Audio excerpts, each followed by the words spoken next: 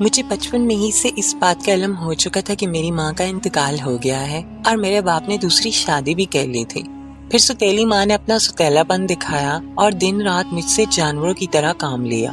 مجھے اپنے باپ پر افسوس ہوتا تھا کہ وہ کیسا شخص تھا جو اپنی اولاد سے زیادہ دوسری بیوی کا خیال رکھتا تھا۔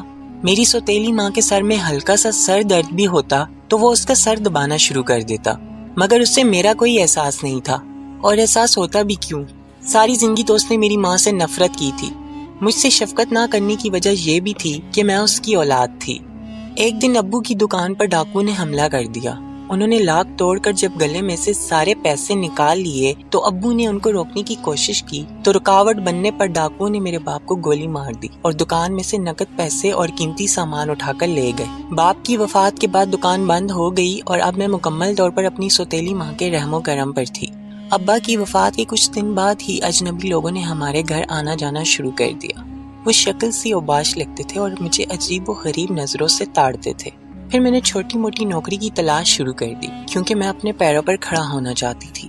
ہمارے ہمسائے نے مجھے ایک آفس میں جاب دلا دی اور میں نے اس کا شکریہ ادا کیا۔ ایک دن میں آفس سے گھر آئی تو میرے آنے سے پہلے ہی کچھ لوگ میری ستیلی ماں کے پاس آئے ہوئے تھے۔ میں نے کھڑکی میں سے جھانک کر دیکھا تو میری ماں ان کے ساتھ مصروف تھی۔ ان میں سے ایک شخص کہنے لگا، اچھا یہ بتاؤ کہ آسیہ کب ہمارے حوالے کر رہی ہو؟ ستیلی ماں نے کہا، بہت جلد، میں اس لڑکی کو تمہارے حوالے کر دوں گی۔ اس عورت نے مجھے 10 لاکھ میں بیچ دیا تھا۔ 5 لاکھ اس نے ایڈوانس میں لے لیے اور 5 لاکھ وہ آدمی اسے تب دیتے جب مجھے ان لوگوں کے حوالے کر دیتی۔ میری قسمت اچھی تھی جو میں نے ساری گفتگو کھڑکی سے ہی سن لی تھی۔ میں انہی قدموں واپس چلی گئی۔ میرے پاس کچھ پیسے موجود تھے مگر میں سوچ رہی تھی کہ اب میں کہاں جاؤں۔ میرا اس شہر میں کوئی جاننے والا بھی نہیں تھا۔ میرے ذہن میں سر واجد کے علاوہ کوئی شخص نہیں آ رہا تھا۔ سر واجد ہمارے آفس کے ہیڈ تھے۔ سر نے میرے ساتھ تعاون کیا اور کچھ دن مجھے آفس میں ہی رہنے کی اجازت دے دی۔ کچھ دنوں کے بعد سر واجد نے کہا کہ کمپنی کی طرف سے ہم 1 ہفتے کے لیے دبئی جا رہے ہیں۔ تمہارا ادھر ایک جگہ انٹرویو ہوگا، اگر تم کامیاب ہوئی تو ادھر تمہاری جاب لگ جائے گی۔ پھر میں مستقبل کے سہانے خواب اپنی آنکھوں میں سجائے دبئی روانہ ہوئی۔ سر واجد کا یہ ایک ایسا ٹرپ تھا جس کی مجھے کچھ سمجھ نہیں آ رہی تھی۔ ایک دن اس نے میرے بیگ میں کچھ نشہ آور اشیاء ڈال دیں۔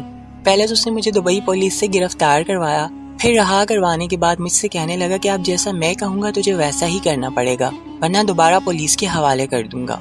اس نے مجھے ایک مساج سینٹر کے حوالے کیا جہاں مختلف مرد عورتوں سے مساج کروانے آتے تھے۔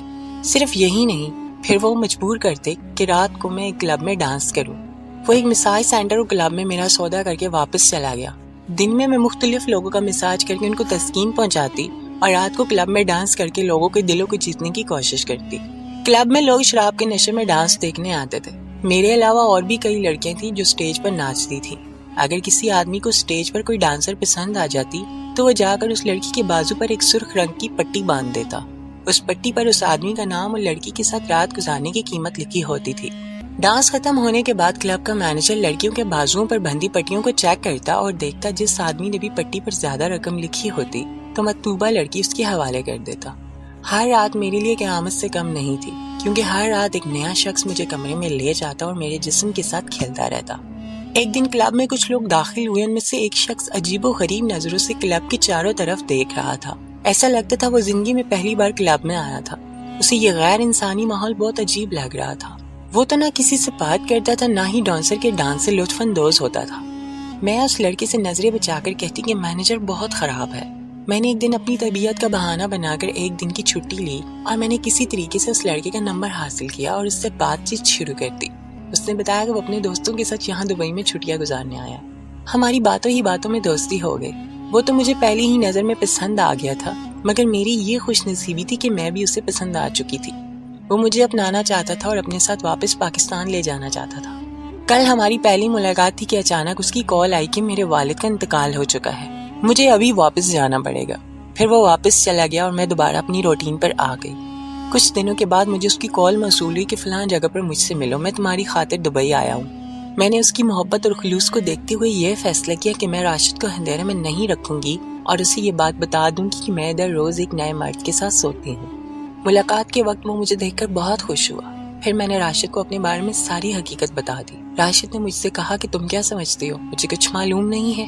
میں نے تمہیں کلب میں ہی دیکھ لیا تھا، میں نے تمہاری آنکھیں پڑھ لی تھی کہ تم ادھر کسی نہ کسی مجبوری کے تحت ہی کام کر رہی ہو۔ راشد نے میری حقیقت جاننے کے باوجود مجھے دل سے قبول کر لیا۔ یوں وہ مجھے اس جہنم سے نکال کر واپس اپنے وطن لے گیا۔ آج ہماری شادی کو پورے 10 سال ہو چکے ہیں اور آج بھی ہماری محبت میں کسی قسم کی کوئی کمی نہیں۔ یہ تھی میری دردناک کہانی۔ اگر آپ کو میری کہانی اچھی لگی ہو تو اس کو پلیز لائک، شیئر اور چینل کو سبسکرائب ضرور کیجیے گا۔ Thank you.